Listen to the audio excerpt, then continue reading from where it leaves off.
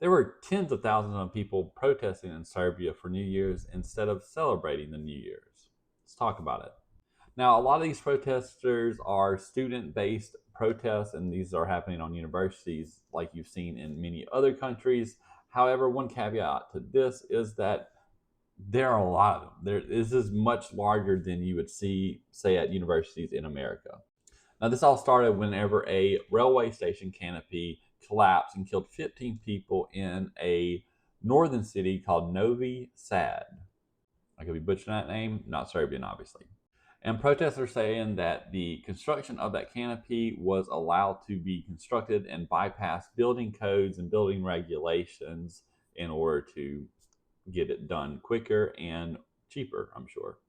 And there's a lot of other buildings in the capital that people are worried about having the shortcuts taken at as well. And they fear that they aren't safe either because they are bypassing those same building regulations. And the students are saying that arrest, intimidation, and violence is how the president is responding to these protests to try to get them to stop. And the president of Serbia himself has said that if the university rectors can't get students back into the classrooms and out from protesting, that they will be sacked and replaced.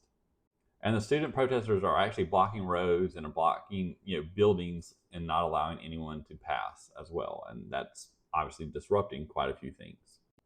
Amnesty International also highlighted that the digital practice of restricting Serbians was basically a digital prison for the citizens.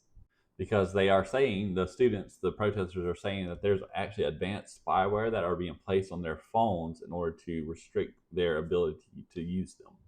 But this is by far the largest protest against the Serbian president since he's been in office. He has been president for about a decade now, and he was a prime minister for a few years before taking over as president. So he's been in power for quite a while in Serbia. But we'll see where these protests go or if they fizzle out like others have.